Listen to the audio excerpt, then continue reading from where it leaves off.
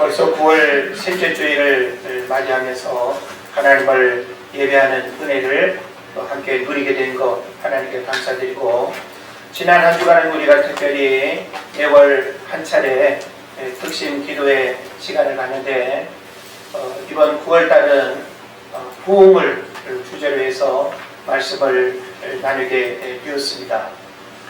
부흥은 사실 특별한 주제는 아니죠. 익숙한 단어이기도 하고, 또 우리 신앙에서 결코 분리할 수 없는 본질적 부분이기도 하고, 그리고 강조해도 지나치지 않는 것, 이게 바로 부흥이 될 것입니다. 그런 면에서 이번 한 주간 우리가 부흥에 관한 말씀을 듣고, 부흥의 어떤 갈망과 또 부흥에 대한 사모함을 갖게 된 것, 특별한 은혜라고 생각합니다. 그러나 여러분들 가운데 이런저런 이유들로 또 예배 참석하지 못한 분들도 많이 있기 때문에 이 중요한 메시지를 오늘 주일에 좀 종합적으로 정리하고, 또 오늘 여러분 모두에게 필요한 말씀으로 부흥을 다시금 이렇게 전하기를 이렇게 원했습니다. 그래서 오늘 여러분에게 부흥을 경험하라 라고 하는 제목으로 같이 말씀을 나누기를 원합니다. 자, 우리는 일반적으로 부흥하면 교회의 부흥으로 생각을 하는 경우들이 많이 있죠. 그래서 나와는 상관없는, 개인적으로는 상관없는 교회라고 하는 어떤 공동체의 부흥을 우리가 생각하는 경향들이 많이 있습니다. 그리고 우리가 부흥을 이야기할 때 부흥은 어떤 양적인 부흥을 우리가 생각을 많이 하죠. 그래서 50명 모이는 교회가 100명이 되고, 100명 모이는 교회가 500명이 되고, 1000명이 되고, 10,000명이 되고 하는 양적으로 숫자가 늘어나는 것, 그걸 우리는 부흥으로 이해를 합니다. 그리고 또 이런 상가교회에서 땅을 사가지고 건물을 짓고, 그리고 건물이 아주 이렇게 크게 바뀌어지는, 그걸 우리가 또 부흥으로 이해하는 경우들도 있습니다. 또 교회 재정이 어려웠는데 재정이 또 많아지는 것, 이걸 우리가 또 부흥으로 생각을 하기도 합니다. 그러나 부흥의 본질적인 의미를 우리가 생각을 해본다면, 부흥은 우리 개인의 심령의 변화, 각성, 그래서 이걸 좀 다른 말로 표현한다면 중생, 거듭남, 하나님의 경험, 이런 의미로 우리가 이해를 해볼 수 있는 것입니다. 그래서 개인적인 부흥이 경험되지 않으면서 신앙생활한다는 것은 정말 고통스러운 일입니다. 교회가 부흥의 은혜를 경험하지 못하고 교회의 본질적인 사명을 감당한다는 것은 불가능한 것입니다.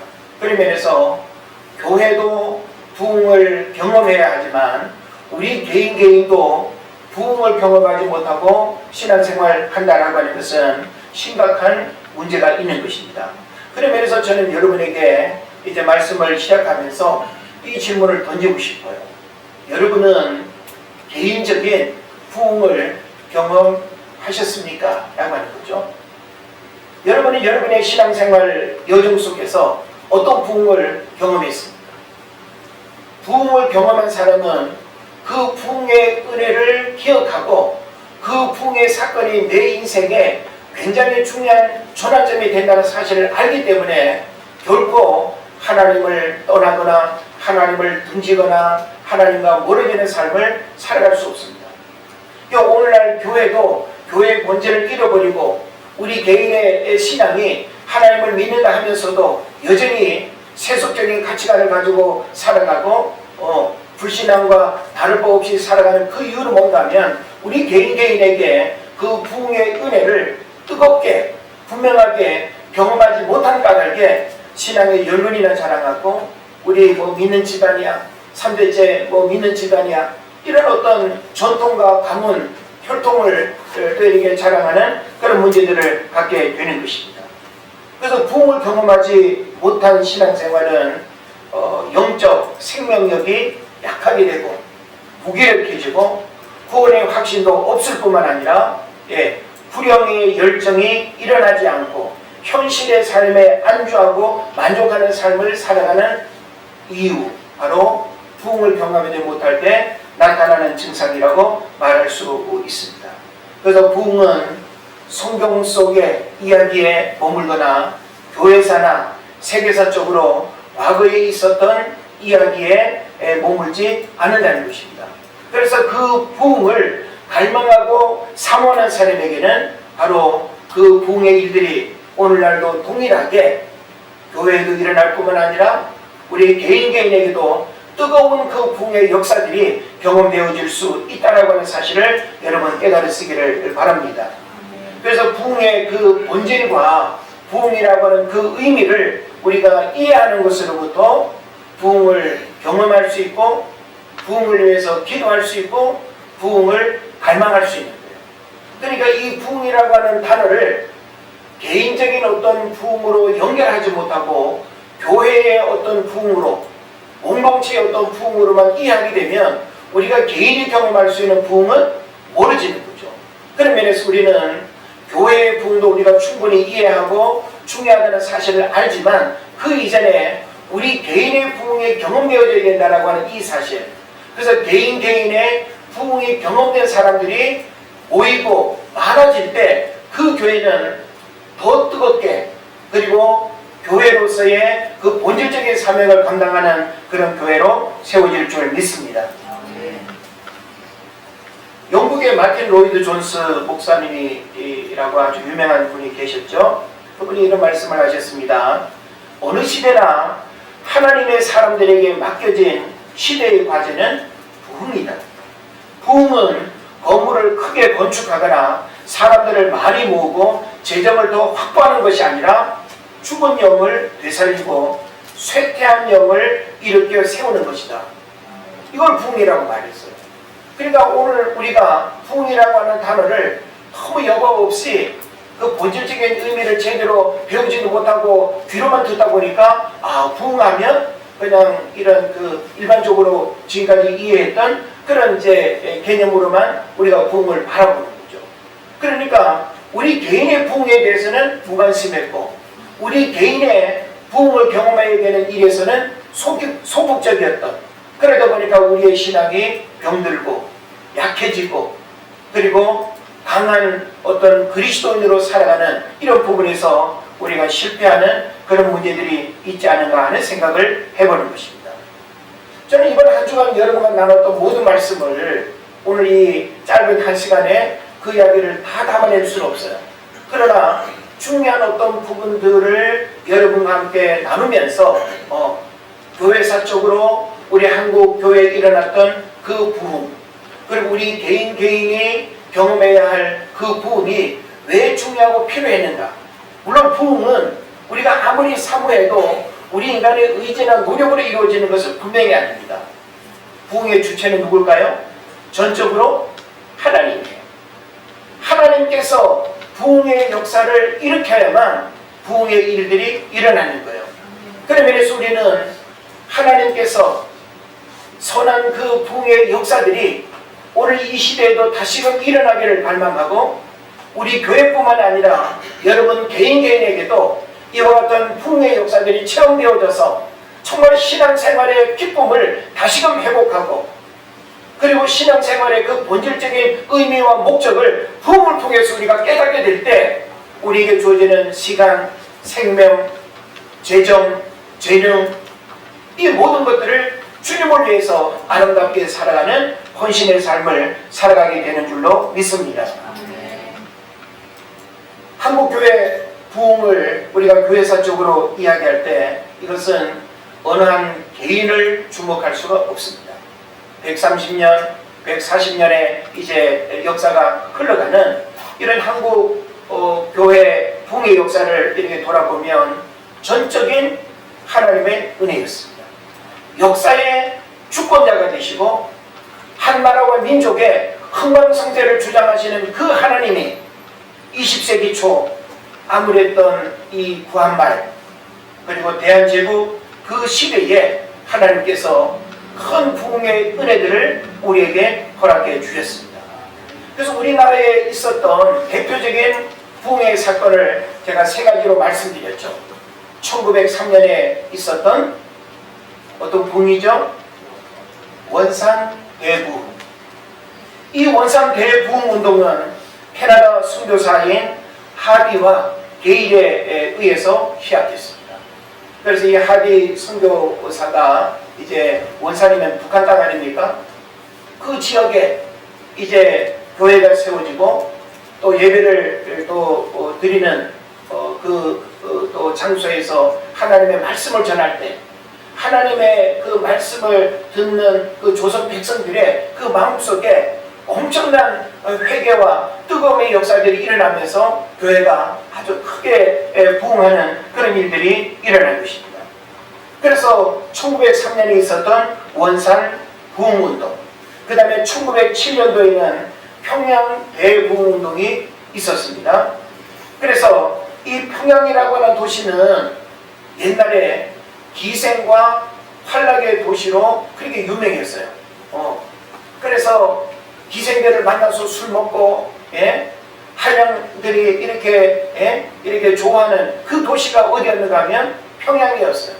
그래서 평양은 술집도 많고 기생들도 많고 기생과 환락의 도시로 알려졌던 그 평양에 엄청난 부흥의 운동이 일어났습니다. 그 세부적인 이야기들은 제가 주중에 여러 이제 사건들을 이야기하게 되는데 그걸 지금 여러분에게 다 말씀드릴 수는 없습니다. 중요한 것은 뭔가 하면 1903년 원산 대부흥, 1907년 평양 대부흥을 통해서 기생과 환락의 도시 이 평양이 동방의 예루살렘으로 불려지는 이런 도시로 바뀌어졌다는 겁니다. 주일날 모든 술집들이 그냥 문을 닫고 사라지고 기생들이 그냥 직업을 바꾸고 이런 일들이 과연 일어날 수 있었는가?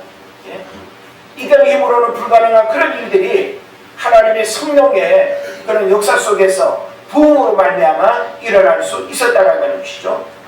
그 다음에 1909년과 10년 한 2년간에 어떤 일들이 있었는가 하면 이 1903년과 1907년에 일어났던 원산 대부흥과 평양 대부흥 운동을 이렇게 계속 이끌어가면서 더 큰 어떤 그 부흥의 역사들을 이렇게 갈망하면서 100만인 구령 운동이 일어났습니다. 그래서 그 당시에는 장로교 선교사와 감리교 선교사들이 거의 대부분이었는데 장감 이 선교사들 장감 이 두 교단이 이제 거의 연합을 이렇게 하면서 100만인 구령 운동을 외쳤던 그런 시절들이 분명히 있었다라고 하는 것이죠. 그래서 100만 명의 신자를 확보하면 민족을 살릴 수 있고 자주와 독립을 지켜갈 수 있다고 인식했습니다. 이를 위해서 개교회마다 기도운동이 일어나는데 이때부터 수요 기도회가 시작되고 금요 기도회가 이때부터 시작됐다는 겁니다. 그래서 이 부흥운동이라고 하는 이와 같은 일들이 없었다라고 한다면 그 시대적 배경을 우리가 또 한번 살펴본다면 어떤 배경이었죠? 바로 1905년에 을사보조약이 체결되었고 1910년에 한일 합방이 되었습니다. 그야말로 이제 식민지 지배를 받는 일제 36년에 암울한 시대가 열리는 그런 이제 시대 환경이었습니다. 여러분 보세요. 이런 어떤 거국적인 그리고 전국적으로 이런 부흥운동의 역사들이 일어나면서 하나님을 믿는 사람들이 숫자적으로는 오늘날과는 비교할 수 없을 만큼 적었지만 그 시대 하나님을 믿는 그리스도인들이 일제 36년이라고 하는 식민지 지배를 받으면서도 저항할 수 있었고 독립을 위해서 헌신할 수 있었고 수많은 독립운동가들 대부분이 하나님을 믿는 기독교인들이었다라고 하는 것은 교회사적으로 증명이 되는 것입니다. 그래서 이런 어떤 일들을 우리가 생각해 볼 때 교회 안에 부흥이 없었다고 한다면 시대적인 고난과 민족적인 어려움도 이겨내기가 어려웠다라고 하는 거예요. 그런 면에서 우리가 개인적으로 부흥을 꿈꾸고 개인적인 부흥을 우리가 갈망하게 되는 이유는 뭘까요? 우리가 앞으로 우리가 살아가는 인생의 여정 속에 정말 절망적이고 일제 36년의 식민 지배와 같은 세상에서 참 이렇게 삶 자체가 고단하고 고통스러운 그런 일들을 만날 때 그것을 이겨낼 수 있는 원동력은 부흥을 경험한 자만이 결코 세상의 고난 앞에 무릎 꿇지 않고 세상의 유혹 앞에 쓰러지지 않는 그런 믿음을 갖게 된다는 것입니다. 할렐루야. 저도 개인적으로 어려서부터 교회를 다녔지만 믿지 않는 가정에서 성장했고, 그리고 또 하나님을 이렇게 군에 가기 한 달 전 20살 나이에 이렇게 하나님을 이렇게 인격적으로 경험하면서 제 인생에 엄청난 변화들이 일어났다는 이야기를 제가 늘 했습니다. 저에게 바로 하나님을 만난 그 시간은 저에게 있어서는 하나님의 부흥을 경험한 시간이었어요.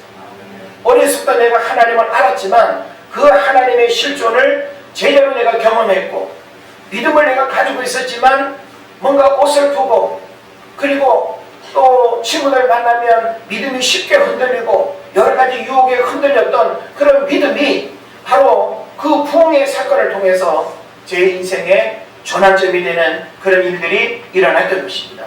그래서 저는 개인적으로 군 입대 한 달 전에 개인적인 이 부흥의 사건이 저에게 없었다고 한다면, 그 당시 군대 문화를 생각해 본다면 참 어려웠겠다.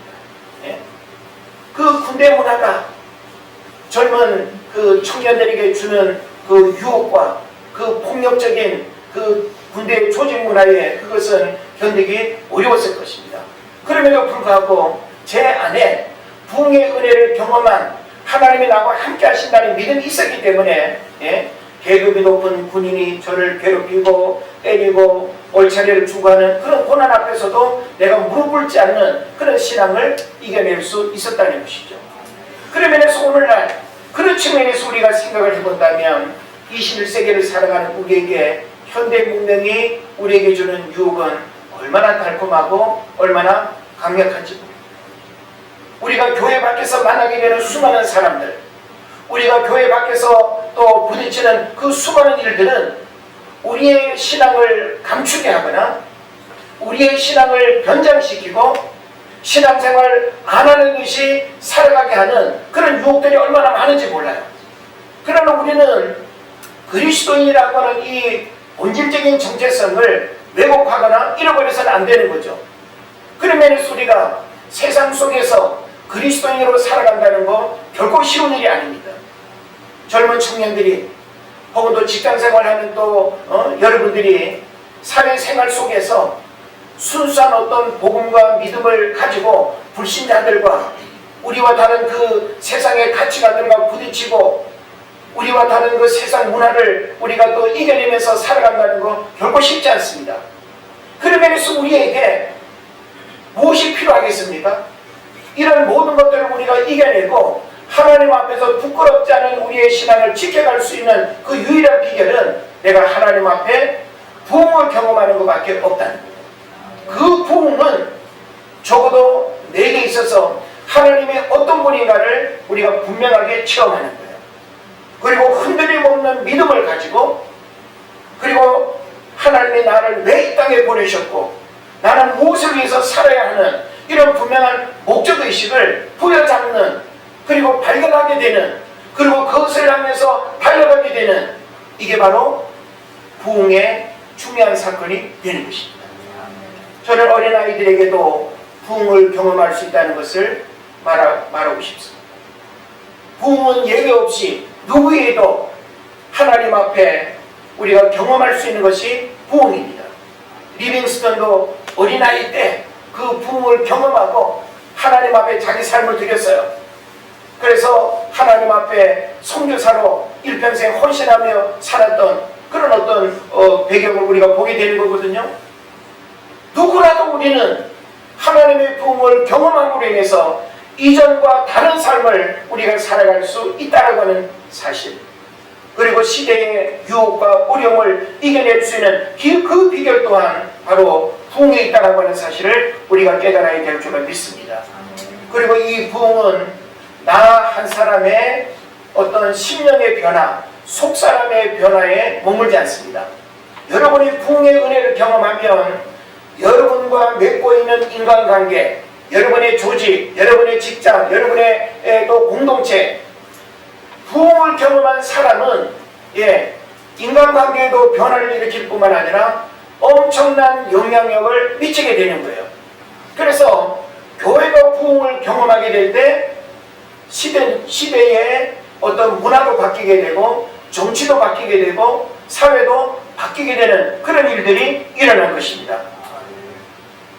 그래서 F.B. 마이어라고 하는 분은 정치적 사회개혁이 수반되지 않는 종교적 부흥은 단 한 번도 역사에 없었다라고 말해요.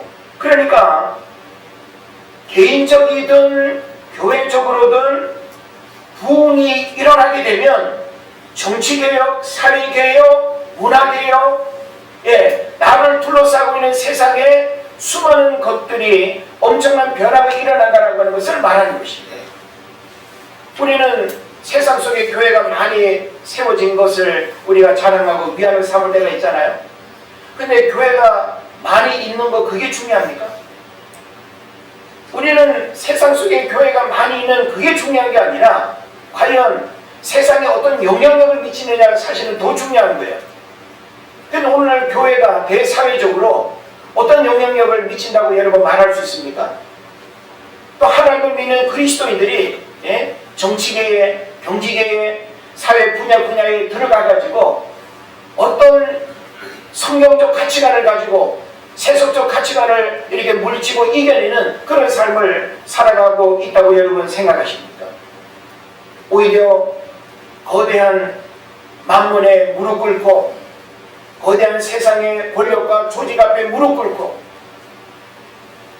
그래서 우리는 이 시대가 하나님을 부정하고 무신론적, 진화론적 세계관이 세상을 지배하는 이 시대에 우리는 창조주 하나님이 세상을 다스릴 뿐만 아니라 믿는 자를 통해서 그 시대마다 역사하시고 일하신다는 하는 사실을 여러분이 깨닫고, 바로 여러분 한 사람 한 사람이 그 한 사람의 주인공으로 세워져야 된다는 하는 사실을 깨달으시길 바랍니다. 그래서 아까도 평양대부운동을 이야기했습니다마는 평양대부운동은 교회 안의 변화에 머물지 않았습니다. 교회 안에 평양대부의 운동이 일어남으로 인해서 사회적인 변화도 동시에 일어났고, 그리고 또 정치적인 어떤 변화도 일어나는 그런 일들이 있었습니다. 어떤 것들이 있을까요? 바로 교육기관이 증가했습니다. 교회 안에서는 하나님의 말씀을 가르치는 주일학교, 그런 부분들이 있었겠죠. 근데 교육을 갈망하고 교육을 필요로 하다 보니까 신앙교육과 더불어서 글자도 읽지 못하고 알지 못하는 그런 또 문맹자들이 얼마나 많습니까? 그래서 소학교, 중학교, 전문학교, 이런 학교들이 이제 우리 그 교회를 중심으로 해서 교회 안에 그런 학교들이 이렇게 부설로 세워지고 운영되었던 것입니다. 그러니까 바로 교회의 부흥이 사회까지 영향을 미치는 이런 일들이 일어났다라고 하는 것이죠. 그 다음에 또 그 이전에는 이런 일들이 없었는데 여성들의 지위 향상이 일어났습니다. 남존여비 사상이 강한 거 여러분 아시죠? 오늘도 그 뿌리가 남아있긴 하지만 남존여비 뭡니까?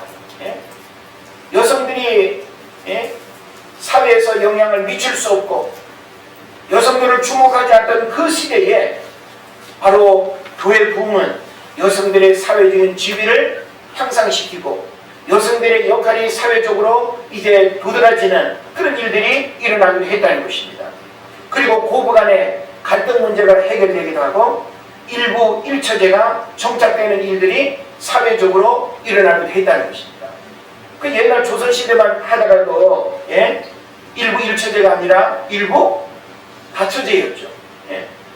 그래서 내가 능력 있는 남자라고 할 때 2명도 좋고 3명도 좋고 여러 명의 여자를 거느리는 것을 사회 통념상 문제 삼지 않고 억울하고 슬프고 괴로워도 또 이렇게 한별할 수 없는 그런 시대적 배경에 바로 교회 부흥은 이런 잘못된 부모들까지 이렇게 척결하고 그리고 변화를 일으키는 그런 일들을 교회 부흥이 바로 주도적으로 했다라고 하는 것입니다. 그러면서 부흥은 하나님이 당신의 백성에게 그리고 이 땅의 교회에게 베푸시는 가장 중요한 선물이라는 거예요. 그러니까 우리가 교회의 부흥을 외면하면 되겠어요? 안 되겠어요? 안 되는 거예요. 그러면 교회 부흥이 이런 그 한국 선교 초기에 엄청나게 뜨겁게 일어나지 않았습니까? 그리고 또 일제 30년 식민지배를 겪고 한국전쟁을 겪고 난 다음에 60년대, 70년대, 80년대, 30년은 굉장히 양쪽으로 크게 부흥하는 그런 시절이었습니다. 그런데 선교학자들에 의하면 92년부터 90년대부터 지금 30년 동안 교회가 양쪽으로 계속 줄어들고 있고 교회 안에 부흥을 열망하고 부흥을 갈망하는 그런 마음들도 다 식어졌다고 진단하고 있습니다. 그리고 시대적으로 부흥하는 시기가 있었고 지금은 부흥하는 시기가 아니니까 시대가 이러니까 우리가 그것을 다 받아들이고 그것을 우리가 거부해야 될까요? 여러분 하나님의 부흥을 거부하기를 원하십니까? 하나님이 하시고자 하면 오늘날 이 시대 가운데도 하나님은 어느 교회든지 누구를 통해서라도 하나님은 그 부흥의 역사를 허락하신다는 것입니다. 저는 우리 은혜제일교회가 이 시대 가운데 하나님이 찾으시는 그 한 교회로 부흥의 역사를 경험하는 그 교회가 되어서 이 시대를 우리가 책임지고 세상을 향해서 하나님의 복음을 제대로 증거하고 선포하는 그런 교회로 세워지기를 바랍니다. 그리고 또한 여러분 한 사람 한 사람이 분명한 부흥의 은혜들을 경험해야 된다는 거예요. 우리가 개인적으로 부흥을 경험하지 못하고 신앙생활을 한다는 것은 영적인 생명력이 약해지는 거예요. 예? 그리고 우리가 하나님의 부르심과 그 사명을 감당하는 일이 있어서 약해질 수밖에 없고 헌신하는 일 어렵고 지극히 우리가 인간적이고 세속적인 그런 어떤 가치관으로 살아갈 수밖에 없는 것이 바로 부흥을 경험하지 못할 때 일어나는 것입니다. 우리가 성경을 보게 되면 성경은 부흥에 대해서 끊임없이 이야기하고 있어요.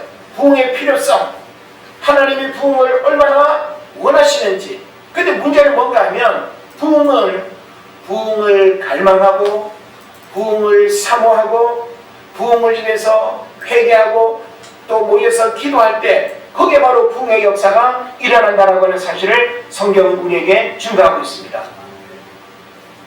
시편 85편 6절을 보면 주께서 우리를 다시 살리사 주의 백성이 주를 기뻐하도록 하지 아니하시겠나이까 라고 했습니다.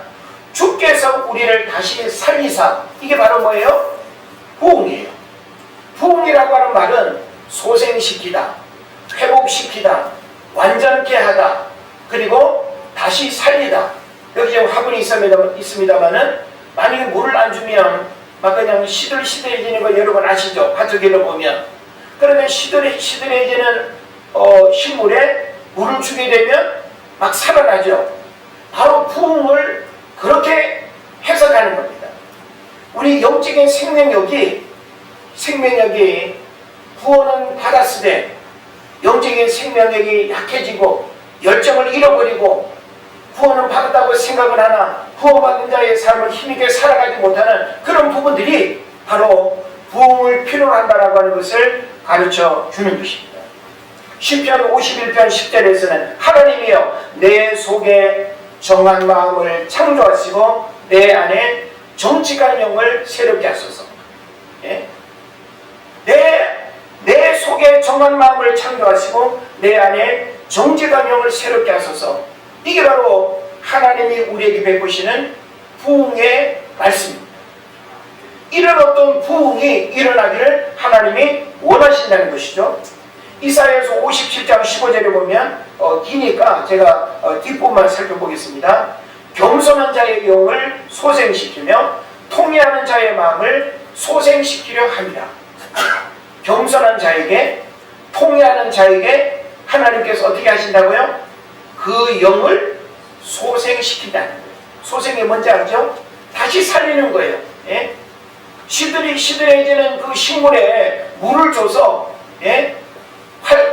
활기가 있게 살아나는 것처럼 우리가 영적으로도 살아난다는 거 여러분 경험하지 않습니까?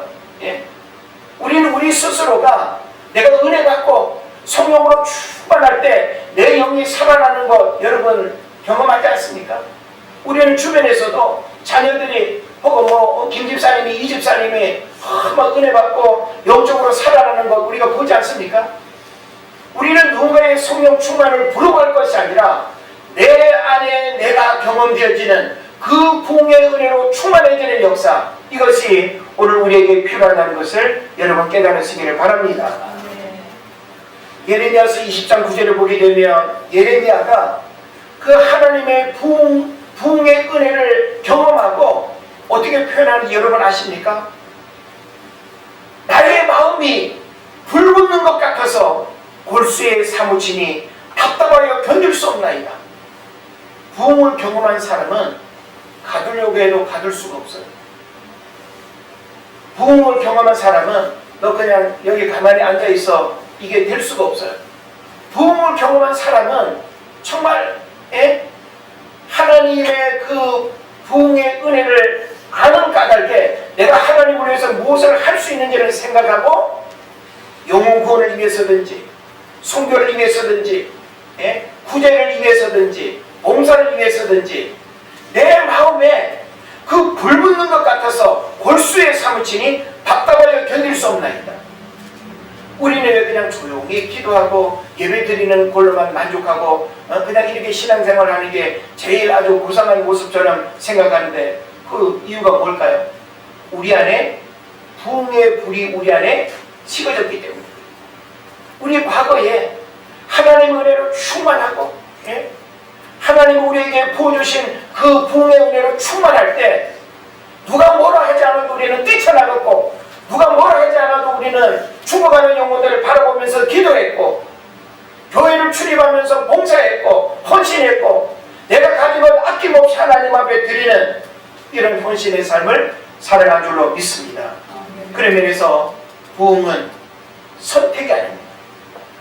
여러분 오늘 부흥을 여러분 선택하시겠어요? 원하십니까? 여러분이 선택하고 결정하는 그런 차원이 아니라 부흥은 필수입니다. 오늘 이 시대를 우리가 바라볼 때 코로나 이후를 우리가 지금 살아가면서 코로나 시대의 그 아픔과 어려움이 어떻게 또 다가올지도 몰라요. 기후변화의 이런저런 기상이변의 그 재난들이 지금도 여전히 지구촌 곳곳에 일어나고 있지 않습니까? 이런 시대에 우리가 그리스도인으로 살아간다는 것은 밥 잘 먹고 육체적인 건강으로 살아가는 것이 아니라 하나님의 부흥을 경험해야만이 이 시대를 살아갈 수 있다는 사실을 여러분 깨달으시기를 바랍니다. 그런 면에서 오늘 본문의 내용을 우리가 주목해 볼 필요가 있습니다. 오늘 본문에서 베드로는 오순절 설교를 유대인들에게 이제 복음으로 전하고 있습니다. 사도행전 2장 1장을 보게 되면 오순절 마가의 다락방에 뭐가 임했어요? 성령이 임했어요. 성령이 임했다는 말은 다른 말로 뭐예요? 하나님의 강력한 부흥의 역사들을 개인이 체험했다는 거예요. 믿습니까? 11 사도들이 체험했고 120명의 문도들이 체험했고 그리고 이제 그들을 통해서 복음이 전해지는 곳곳마다 엄청난 부흥의 역사들이 일어난 거예요. 율법이 아닌 복음 하나님의 말씀을 듣게 될 때 그 복음을 듣는 자들마다 마음에 찔림이 일어나고 통회가 일어나고 각성이 일어나고 회개가 일어남으로써 내가 잘못 살았구나. 내가 하나님의 백성으로 잘못 살았구나. 내가 선민임에도 불구하고 하나님을 대적하는 원수였구나. 이런 사실을 깨닫게 되면서 삶에 엄청난 변화가 일어나는 부흥의 역사들이 일어났다는 것입니다. 그래서 저는 오늘 베드로의 이 부흥에 대한 메시지를 살펴보면서 우리 개인에게도 이런 부흥이 있어야 됩니다. 우리 교회에도 우리 가정에도 진짜 부흥이 있어야 돼요. 엉터리로 그냥 교회만 들락날락하고 교회에 그냥 문패만 붙어있는 그런 성도의 집이 아니라 하나님의 성령의 그 부흥을 경험한 가정이 되어진다면 그 가정에 우한 질문은 떠날 것이고 할렐루야. 그리고 그 가정을 향하신 하나님의 크고 놀라운 영적 비밀이 뜻을 이루는 역사들이 일어날 줄로 믿습니다.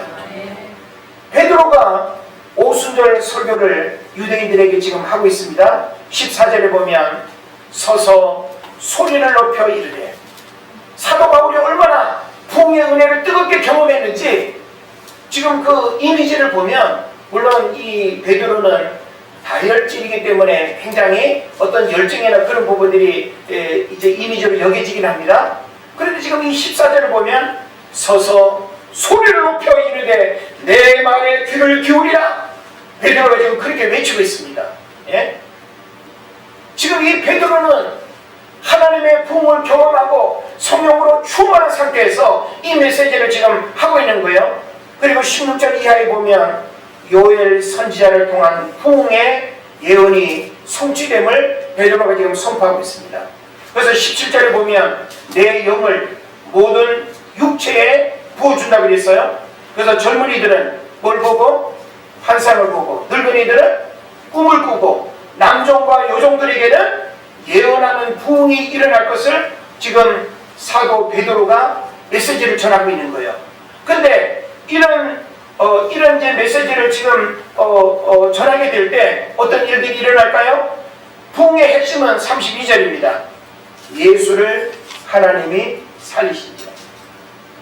여러분이 개인적인 신앙생활 속에서 부흥이 일어날 수 있는 가장 본질적인 핵심의 메시지가 뭔가 하면 예수를 하나님이 살리신지라 라고 하는 이 말씀에 대한 깨달음이에요. 이걸 한마디로 말하면 뭘까요? 부활신앙입니다. 따라합시다. 부활신앙. 네. 부활신앙이 내 안에 믿어져야 되고, 부활신앙이 내 안에 경험되어져야 되고, 그 부활신앙이 내 안에 일어날 때 바로 부흥의 역사가 일어나는 것입니다. 그래서 32절에서 예수를 하나님이 살리신지라 라고 하는 이 부흥의 핵심적 메시지가 선포되는 거예요. 그랬을 때 베드로의 메시지는 강력했고 회개의 각성이 일어났습니다. 그래서 37절에 어떤 일들이 일어납니까? 따라합시다. 우리가 어찌할꼬. 여러분, 하나님의 말씀을 이렇게 들으면서 그 하나님의 말씀의 거울 앞에서 내 내면의 추함과 악함과 더러움과 교만함의 것들이 막 보여져서 내가 어찌할꼬, 이런 괴로움을 여러분 하나님 앞에 토해내고 있습니까? 우리는 하나님 앞에서 어찌할꼬, 숨을 수도 없고 피할 수도 없고 죽을 수도 없는 그 강력한 하나님의 복음 앞에서 어찌할꼬를 외치면서 여러분이 엎드리고 꼬꾸라지는 이 부흥의 역사가 일어나야 돼요. 사도 베드로가 이 메시지를 전할 때 우리가 어찌할꼬 하면서 그 복음을 듣는 수많은 사람들이 막 감당할 수 없는 그 마음의 고통과 괴로움이 터져 나온 것입니다. 이게 바로 뭡니까? 부흥의 시작입니다. 그래서 38절에 뭐라고 말씀합니까? 회개하고 죄사함을 받고 성령의 선물을 받으라 라고 베드로가 이야기를 하죠. 예? 오늘 우리에게 부흥이 일어난다는 것은 바로 이겁니다. 따라합시다. 회개하고 죄사함을 받고 성령의 선물을 받는 것, 이게 바로 여러분이 개인적으로 부흥을 경험하는 핵심인 줄 믿습니다. 그래서 마지막 41절, 이 말을 믿고 받아들인 부흥을 경험한 사람이 몇 명이나 더하더라? 3,000명이나 더하더라. 여러분, 양적 부흥은 전도지 돌리고 한 번만 와봐, 한 번만 와봐, 떡 줄게. 오늘 여러분 떡 먹일 텐데, 그런 것 때문에 교회에 와서 모이는 이거는 부흥이 아니에요.